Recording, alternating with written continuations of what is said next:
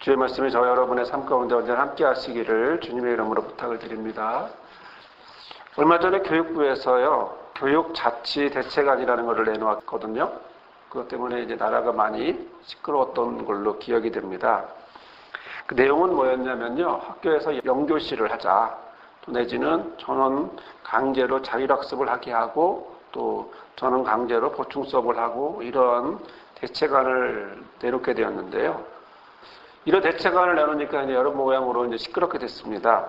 그럴 때 교육과학부 장관이 여론을 확인해 볼 겸해서 또 교육계나 또 어떤 교육 노동조합들과의 관계 안에서 그들과 만나면서 그들을 설득하기 위해서 만나게 되면서 이야기를 하게 되었는데, 그가 하는 얘기가 뭐냐면 자신의 기대와는 너무나 달리 반대 여론이 너무 높아서 당황했다라고 표현을 합니다. 그래서 교육계 사람들이 뭐라고 물어봤냐면, 왜 교육계의 의견을 물어보지도 않고 덜컥 발표부터 했냐, 결정부터 했냐, 이렇게 묻자 장관의 답이 이랬습니다. 학부모들이 좋아할 줄 알았다, 이렇게 얘기를 했어요. 많은 사람들이 그 이야기를 듣고, 그래, 학부모들이 좋아할 거야, 학부모들은 그렇게 해주기를 원하고 있어 라고 생각했을까요? 실제로 그렇지 않았거든요. 많은 사람들이 정말 대책 없이, 계획도 없이, 그리고 마음대로 그냥 덜컥 발표부터 해버리는 그런 모습을 보면서 상당히 당황하고 황당해하고, 그리고 신뢰받지 못하는 그런 모습을 했음을 지적하고 또 그것들을 표현을 했습니다. 학부모들이 좋아할 줄 알았다. 이 얘기는 결국은 학부모들을 전혀 알지 못한다는 얘기겠죠. 학부모들이 정말 원하는 것은 아이들이 정말 많은 시간을 공부하는 걸 원할까요? 학부모들이 원하는 것은 정말 영교시부터 시작해서 밤늦게까지 자율학습이고 강제 보충 수업하면서 이런 걸 원할까요? 실제로 학부모들은 그걸 원하는 것이 아니에요. 왜 그러면 이들은 이렇게 이야기할 수밖에 없었을까라는 것입니다. 그건 대세가 그렇다는 거죠. 많은 사람들이 그렇게 행동하고 있어요. 그런데요, 원하면서 그렇게 행동하느냐, 아니면 원하지 않음에도 불구하고 그렇게 행동하느냐, 이 차이였습니다.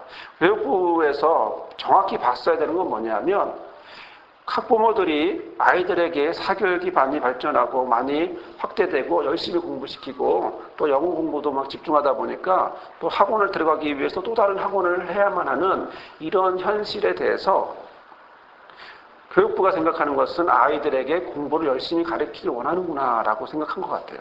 하지만 실제로 우리 부모들은 아이들에게 공부를 열심히 시키기를 원하는 것이 아닙니다. 열심히 하지 않으면 안 되니까 시키는 거거든요.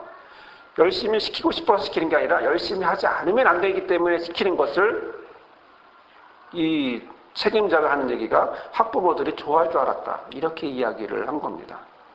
한국에서 부모로 살아간다는 것은요, 학부모로 살아간다는 것은 특히 남자 쪽보다 여자 쪽에서 주부로서 살아간다는 것은 참으로 어려운 일이죠. 아이의 모든 교육까지도 책임지고 그리고 그것들을 꾸려나가야 합니다. 가정도 꾸려나가야 되지만 또 하나는 그 아이들의 모든 것, 또 미래까지 학원 하나하나까지도 아빠의 몫이 아닌 대부분이 엄마의 몫이죠. 그러다 보니까 교육관이 생기고 엄마의 교육관 때문에 교육관에 따라서 아이들은 움직여지는 거죠. 엄마들은 서로 만나서 정보를 교환합니다. 어느 학원이 좋다, 어느 학원이 좋다, 이렇게 얘기합니다. 그런데 그 정보 때문에 엄마들이 받는 건 뭘까요? 아, 좋은 학원이 이거구나, 이렇게 하면 우리 아이를 잘 키울 수 있겠구나, 이런 걸 느낄까요? 실제로 엄마들이 만나서 정보 교환을 하고 어디가 좋다라고 얘기하고 나서 집에 들어와서 생각하는 건 뭐냐면, 우리 애들은 어떡하지? 라는 겁니다. 다른 엄마들은 자기 애기들을 이렇게 하고 있는데 과연 나는 어떻게 해야 되지? 나는 우리 애들을 어떻게 보내야 되지? 어떤 학원을 보내야 되지? 이 부분을 고민하고, 그래서 뭐합니까? 우리 애들만 뒤처진 듯한 생각을 하게 돼요. 그러다 보니까 뭐합니까? 서로 경쟁을 하게 되죠. 영재교육이지만 실제로 영재교육이 아닌 수학 공부만 시키는 그런 모습으로, 또 내지는 이런 교육의 모습으로 사교육만 커졌지, 공교육은 불신하고 사교육만 커졌지, 실제로 아이들은 거의 공부하는 기계로밖에 공부하는 로봇으로서의 모습만 갖고 살아가는 것을 볼 수가 있습니다. 아이들 목에는 핸드폰이 걸려져 있어요. 왜 핸드폰을 사줬을까요? 학원 갈 시간 알려줘야 되니까. 전화해서 지금 몇 시야? 빨리 그 학원 가. 늦으면 안 돼. 꼭 가야 된다 얘기하고요. 아이는 그 목걸이를 통해서, 핸드폰 목걸이를 통해서 계속 무선 리모컨처럼 계속 조정을 당하고 있죠. 아이들은 집에 들어가면 쉴까요? 아이들은 집에 들어가도 쉬지 못합니다. 11시, 12시까지 공부해야 됩니다. 누가 공부를 할까요? 고학년인가요? 아니요. 그 아이들은 유치원이고 그 아이들은 초등학교 저학년들입니다. 오히려 초등학교 저학년부터 유치원 때부터 11시, 12시까지 공부할 수밖에 없는 이러한 모양으로 현재의 모습은 살아가고 있습니다.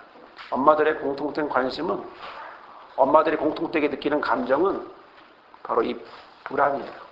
아이 걱정하는 것이고 우리 아이만 뒤처지는 듯한, 그리고 엄마들끼리 만나면 그런 이야기만 하는 이 불안은요, 결국 100명 중에 아마 90명은 이런 불안에 쌓이지 않을까. 아니 오히려 95명, 99명이 이런 불안에 쌓이지 않을까. 유독 한두 명, 어쩌다 한두 명만 안 그러지 정말 모든 엄마들이 이런 불안에 쌓이지 않나, 그런 생각을 해봅니다.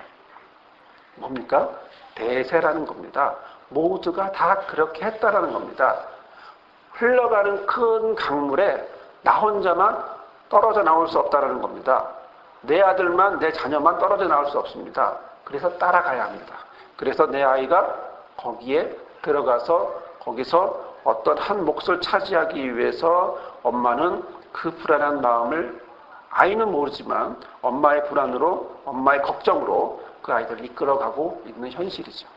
자, 그러면 과연 믿는 자인 우리로서, 하나님의 교회로, 하나님의 성도로 부르심을 받은 우리로서 과연 우리 집의 주인을 그리스도라고 고백하고 있는 저와 여러분의 입장에서 과연 예수님이 우리 집에 들어오시면 과연 이런 모습을 통해서 뭐라고 하실까? 예수님이 1시에 들어오셨어요. 낮 1시에 왔는데 저와 여러분에게, 엄마와 아빠에게 물어볼 겁니다. 너희 집 아들이 지금 어디 있니? 네, 학교 끝나고 학원 갔어요. 예수님이 다시 가셨다가 다시 6시에 다시 옵니다. 저녁 먹을 시간인데 너 아이들 어딨니? 예, 지금 학원에서 컵라면 먹고 있어요. 그리고 11시에 와서 12시에 와서 또 물어볼 겁니다. 너 아들이 지금 뭐하니? 딸이 뭐하니? 예, 지금 방에 들어가서 공부하고 있고요. 아니면 지금 학원에서 단어를 못 외웠기 때문에 나머지 학습하고 12시 넘어설 겁니다. 이렇게 말할지도 모르겠어요. 예수님이 뭐라고 말씀하실까요? 그래, 잘하였다. 그것을 용납하고 금하지 말아라. 오늘 14절에 있는 말씀처럼 그렇게 말씀하실까요? 분명한 건요, 어린아이가 예수님에게 나오는 것을 용납하고 금하지 말라고 하셨어요. 왜요? 왜? 하나님의 나라가 이런 자들의 것이기 때문에 라고 말씀하셨습니다. 과연 예수님이 우리 집에 들어오시면 뭐라고 하실까? 우리의 삶 가운데 들어오시면 이 하나의 작은 부분일지라도 이 부분에 대해서 뭐라고 말씀하실까? 마가복음 10장 13절 오늘 본문에 있는 말씀을 함께 보겠습니다. 사람들이요, 예수의 만져주심을 바라고 어린아이를 데리고 와서 부탁을 합니다. 그래서 계속 이제 기도를 받고 있는데 그때 뭐합니까? 제자들이 꾸짖습니다. 이것은 당연한 엄마의 마음이죠. 아빠의 마음입니다. 당시에는요, 랍비나 어떤 존경하는 사람에게 가서 그에게 축복 기도 받는 것을 영광으로 생각했어요. 그러니까 아이를 데리고 와서 기도 받는 거거든요. 이거는 하나의 관습적인 행위입니다. 누구나 다 하는, 우리가 목사님에게 기도받기 원하는 것, 그런 마음인 거죠. 그런데 그것이 한두 명 하다 많은 것이 아니라 계속 되어지니까 제자들이 어떻게 합니까? 끊습니다. 막습니다. 못 들어오게 합니다. 그러면서 뭐라고 어떻게 하냐면 제자들은 여러 가지 이유를 대는지는 몰라도 이런 가운데 못하도록 예수님에게 나오는 자들을 끊고 그들을 막아섭니다. 그러면서 그들에게 뭐까지 하냐면 꾸짖는, 화를 내는 거죠. 꾸짖는 행동까지도 서슴없이 합니다. 왜 그랬을까요? 제자들에게 보기에, 제자들의 시각에 있어서 이 어린아이는 어떤 모습이었을까요? 어떤 존재였을까요? 제자들에게 있어서 이 어린아이는 무엇으로 보일까요? 어린아이는 당시에 유대사회에서 어린이나 여자는 숫자에도 들어가지 않는 그런 대상이었습니다. 오병이어 이렇게 보면 그 안에는 5,000명이라고 하는 사람이 있음에도 불구하고 어린아이와 여자는 뺐었거든요. 그 정도로 유대사회에서 여자와 어린아이라고 하는 부분은 그만큼 경시되는 그런 모습을 하고 있었습니다. 그 얘기는 무슨 얘기냐면 어른이 보기에 아이는 무시돼도 되는 존재였다는 거죠. 부모 입장에서는 와서 기도받는 것이 좋았을 수 있지만 원하는 것이겠지만 그러나 제자의 입장에서는 그것이 예수님의 하는 일정 가운데 방해가 됐다고 느끼는 것 같아요. 그래서 가로막고 싶고 그래서 제자의 행위는 당연히 그들을 못하도록 막게 된다는 거죠. 14절을 보겠습니다. 그런데 예수님이 그걸 보셨고요. 예수께서 보시고 분이 여겨 이르시게 됩니다. 제자들에게 말하는 겁니다. 다른 사람들에게 말하는 게 아니라 제자들에게 말하고 있는 것입니다. 분이 여겨 이르되 어린아이들의 내게 오는 것을 용납하고 금하지 마라. 하나님의 나라가 이런 자의 것이다. 라고 말씀하십니다. 제자들의 이런 행동을 예수님이 보셨어요. 그리고 분하게 여기셨다. 노하셨다라는 거죠. 마가복음은 이것을 직접적인 감정의 표현을 강하게 표현한 겁니다. 예수님이 화났다. 예수님이 화났기 때문에 막았다는 거죠. 예수님의 화난 감정의 표현을 너무나 강력하게 성경은 기록하고 있고 마가복음은 기록하고 있는데요. 제자들의 행위는 예수님을 화나게 했습니다. 왜 예수님을 화나게 했을까요? 영적인 깨달음이 없다는 것으로 표현할 수 있을까요? 제자들의 관심은요, 영적인, 더 나아가서 예수 그리스도의 하셨던 모든 사역에 관심이 없었어요. 관심을 보이지 않아요. 왜냐하면 얼마 전에 최근의 일도 뭐냐면 9장에서 보면 9장 36, 37절 이 부분을 보더라도 누가 크냐 서로 싸울 때에 예수님이 어떻게 하시죠? 9장 36, 37절에 보면 어린아이 하나를 데려다가 그들 가운데 세우시고 안으시면서 제자들에게 말씀하신 건 누구든지 내 이름으로 이런 어린아이 하나를 영접하면 곧 나를 영접하며 누구든지 나를 영접하면 나를 영접함이 아니요 나를 보내신 이를 영접함이다. 이렇게 말씀하셨어요. 무슨 말씀입니까? 최근 얼마 전에도 예수님은 어린아이를 데리고 어린아이를 통해서 말씀을 증거하셨는데 제자들은 까맣게 전혀 까맣게 기억을 못하는 것 같습니다. 그리고 오히려 기도받으러 오는 축복받으러 오는 그 어린이들을 막고 못 오게 얼마 전까지만 해도 아이들을 영접하는 것은 곧 누구를 영접하는 거예요? 예수님을 영접한다고 그러는 것이고 예수님을 영접하는 것은 곧 아버지를 영접하는 거라고 얘기해줬는데 며칠이 안 돼서 까맣게 잊어버리고 아이들이 오니까 아이들을 차단하고 막고 오지 못하도록 하고 있다는 거죠. 지금 제자들은요, 영접은커녕 꾸짖고 있습니다. 화를 내면서 대놓고 꾸짖고 있습니다. 그런데 예수님은 뭐라 말씀하십니까? 용납하라, 금하지 마라. 하나님의 나라는 이런 자의 것이야. 이런 자는 누굽니까? 어린아이 같은 자들이라는 것이죠. 어린아이만 얘기하는 것이 아니고요. 어른만 얘기하는 것이 아니라 어린아이와 같은 모습을 하고 있는 자. 어린아이의 특성을 가진 자. 바로 이런 사람을 얘기하는 겁니다. 어린아이는요. 어른이 갖고 있지 않은 무엇이 있을까요? 깨끗함이 있습니다. 순수함이 있습니다. 의존적입니다. 순종적입니다. 바로 자신을 의지하지 않고 전적으로 어른을 의지하죠. 즉 더 나아가서 하나님을 의지하는 그런 순수한 마음이 그 안에 있는 자이기 때문에 그렇습니다. 15절을 볼까요? 내가 진실로 너에게 이르노니 누구든지 하나님의 나라를 어린아이와 같이 받들지 않는 자는 결단코 들어가지 못하리라 라고 말씀하셨습니다.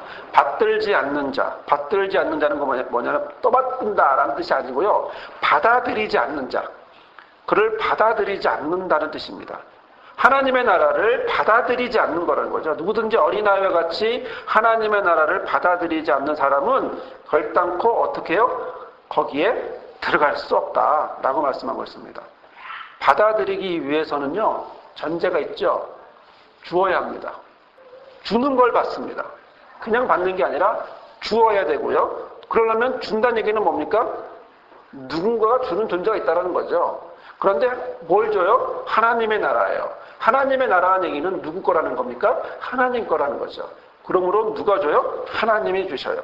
하나님이 주는 하나님의 나라를 받아들이지 않으면 누가? 너희라는 거죠. 너희. 받아들이는 자가 받아들이지 않으면 그럼 어떻게 돼요? 그럼 결단코 들어갈 수 없다는 건데 정말 중요한 조건은 뭐냐면 어린아이 같이라는 거죠. 어린아이 같이 받아들여라. 사실 하나님은요, 자신의 나라에 사람들을 부르셨어요. 그래서 하나님의 나라를 선물로 주셨습니다. 그래서 사람들의 반응은 두 가지로 나눠지겠죠. 받아들이는 사람과 긍정적으로 받아들이는 사람과 부정적으로 그것을 받아들이지 않거나 배척하거나 거절하는 사람이 있겠죠. 받아들이기 위해서는 그러나 전제가 있어야 되는데 오늘 우리 주신 말씀을 통해서 본다면 어린아이와 같이 신뢰를 가지고 적극적으로 그것을 취하는 자만이 하나님의 나라를 받아들일 수 있다라고 예수님은 말씀하고 있는 것입니다. 어린아이가요, 부모와 함께 마트에 갑니다. 마트에 가면 아이들의 행동은 뭡니까? 떼를 쓰기 시작합니다. 어른들은 어떻게 행동합니까? 내가 왜 이렇게 떼를 쓰는 거야? 혼을 내기 시작하죠. 그러나 그 아이의 입장에서 보십시다. 그 아이는 어떤 마음으로 떼를 쓸까요? 어떤 장난감이 있습니다. 장난감이 사고 싶어요. 그런데 거기서 울면서 떼를 씁니다. 왜 떼를 쓸까요? 엄마와 아빠가 저것을 사줄 수 있는 사람이라는 걸 알기 때문에 떼를 쓰는 겁니다. 우리 엄마 아빠는 저걸 사줄 수 있어. 그런데 안 사줘. 그래서 떼를 쓰고 오는 거거든요. 거기에는 무엇이 있습니까? 엄마를 아빠를 믿는 신뢰감이, 엄마 아빠는 뭐든지 할 수 있는 신뢰감이 있는 거예요. 오늘 말씀에서 보다시피 받아들이지 않는 자는 결단코 들어갈 수 없다는 겁니다. 하나님의 나라는 어떻게 해요? 어린아이와 같이 그런 전적인 신뢰감을 가지고 그런 마음을 가지고 받아들여라. 그러면 하나님의 나라를 들어갈 수 있다. 그러나 반대로 받아들이지 않으면 어린아이같이 그렇게 신뢰감을 가지고 받아들이지 않으면 어떻게 된다? 결단코 들어갈 수 없다라고 말씀을 하고 있는 거죠. 그렇게 말씀을 하신 예수님이 16절에 그 어린아이를 안고 저희 위에 안수하시고 축복하시죠. 세 가지 행동을 하시죠. 안아주십니다. 안수해 주십니다. 축복해 주십니다. 처음에 13절에 나왔던 부모가 원했던 행동들을 해주십니다. 안아주시기까지 하고 안수도 해주시고 축복까지 해주시는 바로 이런 모습을 보게 됩니다. 여기에 서로 차이가 있음을 우리는 발견하게 되죠. 서로 다른 것이 하나 있음을 발견하게 됩니다. 그것은 예수님의 관심과 제자들의 관심이 다르다는 것. 잘 보십시오. 예수님은 지금 어린아이가 오는 것을 어떻게 생각합니까? 막고 싶어 하지 않습니다. 환영합니다. 그런데 제자들은 어떻게 합니까? 막습니다. 왜요? 서로의 관심이 다르기 때문이죠. 서로의 생각이 다르기 때문이죠. 그렇다면 예수님은 어떠한 생각으로 어린아이가 오는 것을 막지 않을까요? 어떠한 생각으로 오는 것을 막지 않을까요? 예수님의 관심은 하나님의 나라에 있기 때문입니다.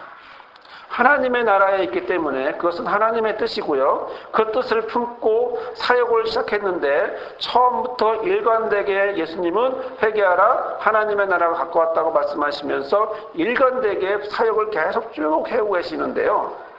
그래서 오늘 이 순간에도 전혀 상황에도 맞지 않은 것 같은데 어린아이와 하나님의 나라를 연결해서 말씀하고 계셔요. 어린아이를 보면서 이런 자만이 하나님의 나라를 받아들일 수 있다라고 또 가르치고 전해주고 있는 거죠. 그러면 제자들의 관심은요? 3년 동안 같이 다닙니다. 이 시기는 이제 예수님이 예루살렘에 들어가기 6개월 전의 얘기입니다. 그 얘기는 뭐냐면 거의 3년을 같이 다녔다는 얘기거든요. 3차 전도 여행을 할 쯤에 바로 이러한 모습이 생겼는데 제자들은 지금 몇 년, 거의 3년, 2년 반 이상 3년을 같이 예수님과 다님에도 불구하고 지금 무슨 행동을 하고 있습니까? 예수님이 원하는 것을 하고 있습니까? 예수님이 원하는 것을 전혀 하고 있지 않습니다. 오히려 예수님의 원하는 반대 행위를 하고 있습니다. 왜요? 그 사람들의 관심은 예수님에게 있지 않기 때문입니다. 예수님의 관심과 동일하지 않기 때문이에요. 예수님과 전혀 상관없는 것을 생각하기 때문이에요. 그들의 관심은 어디에 있나요? 누가 더 크냐? 누가 더 높은 자리에 가냐? 그리고 또 하나는 모두가 다른 모든 사람이 늘 언제나 그러했듯이 아이들을 거절하는, 아이들을 낮게 여기는, 숫자에도 생각하지 않는 그 당시에 관행과 같은 일반적인 사고 안에서 움직이고 있는 거거든요. 3년을 같이 다니면 서당계가 풍어도 울풀 수 있는 거거든요. 그런데 오히려 지금은 제자들은 그만치도 못한 행동을 하고 있는 거죠. 예수님의 관심은 처음부터 일관되게 똑같은 모양으로 흘러가고 있습니다. 하나님의 나라에 관심이 많습니다. 그러니까 어린아이 하나를 봐도 하나님의 나라와 연결해서 이야기를 하고 있고 가르치고 있는 중인데, 제자들은요, 오히려 로마로부터 독립하는 것, 그리고 오히려 그로 인해서 그런 것만 생각하고 있는데, 갑자기 부모들이 와서 자기 아이들 축복기도 해달라는 거예요. 그러면 지금 로마를 향하여, 예루살렘을 향하여 로마를 반대하기 위하여 가고 있다고 느껴지는 예수님 앞에 사람들이 자기 아이들 축복해달라고 우르르 몰려오면 제자들은 거기에 어떤 반응을 보일까요? 그래, 잘했다라고 생각하겠습니까? 아니면 맞겠습니까? 방해가 되는 거죠. 제자들의 입장에 있어서 그 부모들의 행동은 로마로 가는, 독립의 길을 가는 방해거리였고 걸림돌이었어요. 그러니까 맞고 그만입니다. 게다가 꾸짖기까지 합니다. 제자들의 눈에는 하나님의 나라에 관심이 없습니다. 제자들의 눈에는 하나님의 나라가 보이지 않습니다. 예수님은 그 아이들을 통해서 하나님의 나라가 보이지만, 그러나 제자들의 눈에는 절대로 하나님의 나라가 보이지 않습니다. 그래서 예수님은 그들을 향하여, 제자들을 향하여서 막지 못하도록, 그리고 금하지 못하도록 제자들에게 노하시는 것입니다. 예수님의 눈은 바로 자기에게 오는 바로 그 아이들과 그 아이들을 보면서 하나님의 나라와 상관이 있지만, 그러나 제자들의 그것을 오히려 보지 못하고 막고 있는 제자들을 보면서 노하시고, 그리고 그에 대해서 꾸짖고 계시는 거죠. 여러분, 예수님은요, 제자와 이처럼 다른 것을 보고 있습니다. 아니, 제자가 3년 동안 같이 다녔기 때문에 예수님도 어느 정도 마음을 읽어야에도 불구하고 전혀 변함없이 그렇게 가고 있는데요. 그러면 예수님은 어떻게 이렇게 얘기하고 있을까요? 예수님은 어떤 모습이었기에 이렇게 하나님의 나라와 어린아이를 연결해서 말씀하고 있을까요? 그것은 첫째로 예수님은 이런 능력이 있는 분입니다. 뭐냐면 예수님 안에는 어린아이 하나를 영접할 수 있는 분이라는 거예요. 어린아이 하나를 영접할 수 있으니까 그 얘기를 그들에게 말할 수 있었던 겁니다.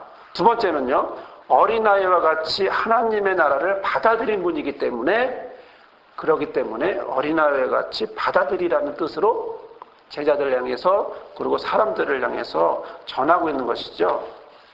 예수님의 모습입니다, 이게.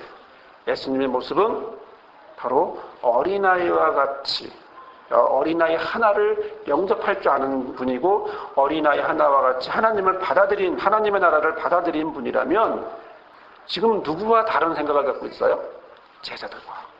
제자들과 다른 생각을 갖고 있죠. 그런데 제자들은 누구의 생각과 같아요? 세상 사람들과 똑같아요. 즉, 무엇과 무엇이 부딪힙니까? 예수님의 생각과 예수님의 마음과 세상의 관심이 부딪히고 있다는 거죠. 반대한다는 거죠. 우리가 지난 주의 말씀에서 모세의 이혼 증서를 빌미로 자기의 욕심을 채우려고 하는 사람들의 이야기를 우리가 말씀을 통해서 봤습니다. 마찬가지로 사람들은 자기의 욕심을 표현하고 싶어 합니다. 그럼에도 불구하고 예수님은 끝까지 그것이 아님을, 바른 창조의 질서 안에서 옳은 것을 계속 이야기하고 있지만, 그러나 그것을 세상은 받아들이지 않고 오히려 그것을 반대하고 있는 거죠. 세상은 지금 하나님의 나라를 받아들이고 있습니까? 이 당시만 해도 제자들을 향해서, 그리고 예루살렘에 있는 사람들을 향해서, 그리고 가나안에 있는 모든 유대인들을 향해서, 세상 사람들을 향해서 예수님이 말하는 것, 말씀하시는 것은 너희들이 어린아이같이 하나님의 나라를 받아들여라 라는 말씀입니다. 거꾸로 아직 너희들이 하나님의 나라를 받아들이지 않고 있다. 그러므로 받아들여라 라고 말씀하고 있는 거죠.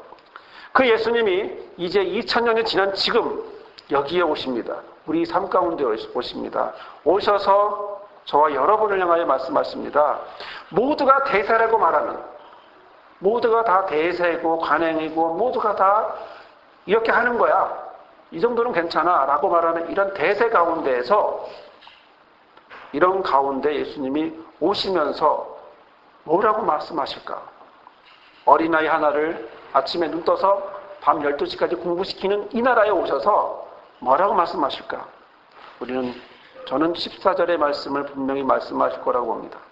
대세에 따른 그들을 향하여 예수께서 보시고 분이 여기면서 말씀하시기를 어린 아이들의 내게 오는 것을 용납하고 금하지 마라. 왜냐하면 하나님의 나라는 이런 자의 것이다. 남들이 대세가 나의 불안이 나를 이끌어갑니다. 나를 흔들고 나에게 영향을 줍니다. 그러나 우리는 말씀을 통해서 깨닫습니다. 하나님의 뜻이 하늘에서 이룬 것 같이 땅에서도 이루어질 것이라는 것을 바라보고 믿고 따릅니다. 그리고 그것을 보려고 합니다. 이것이 예수님의 관점입니다. 예수님의 관심입니다. 무지한 제자의 관심, 세상의 관심이 아니고 바로 예수님의 관심이 여기에 있습니다. 예수님의 눈으로 세상을 바라볼 때 아이들은 하나님의 나라를 받아들이는 자이고, 예수님의 눈으로 볼 때 세상은 바로 그런 아이와 같이 하나님의 나라를 받아들여야 하는 그런 대상이라는 것이죠. 오늘 저와 여러분을 향하여 주신 이 말씀이 오늘도 우리가 세상 속에 살지만 그러나 세상의 관습에 영향을 받고 흔들리지 않고 예수의 관심에, 예수님의 눈에, 예수님의 원하는 하나님의 뜻을 담고 살아가는 예수님의 모습이 저와 여러분의 삶 가운데 순간순간마다 충만하고 그리고 영향받고 그리고 우리를 이끌어가는 그런 힘이 되기를, 그런 말씀이 되기를 주님의 이름으로 부탁을 드립니다. 아멘. 주님, 이 시간 우리 가운데 함께 하시니 감사합니다. 우리가 대세에, 세상의 흐름에, 세상의 큰 강물에 따라서 우리가 흘러갑니다. 그러나 주님 기도합니다. 이러한 가운데에서 우리가 어찌할지 몰라서 힘들어하고 낙심하고 있을 때, 그리고 그냥 그렇게 끌려가고 있을 때 우리에게 주신 이 말씀이 우리 삶 가운데 온전히 임하여지게 하여 주옵소서. 예수께서 보시고 분이 여겨 이르시되 어린 아이들의 내게 오는 것을 용납하고 금하지 말라. 하나님의 나라가 이런 자의 것이다라 말씀하셨는데, 내가, 우리 자녀가, 우리 가정이, 우리 사회와 학교와 지역이, 우리 교회가, 우리 집, 모든 것들이 이런 예수님의 말씀처럼 그리고 하나님의 나라를 받아들이는 자의 모습으로, 그런 모습으로 가게 하시고 또 그런 모습 되도록 우리 어린이들과 상황과 모든 것들을 나 자신과 우리 가족과 그리고 우리 지역과 모든 회사와 교회와 이런 모든 부분들을 용납하고 금하지 않고 하나님의 나라를 받아들이는 자가 될 수 있도록 우리를 도구로 사용하여 주옵소서. 예수님의 이름으로 기도드리옵나이다. 아멘.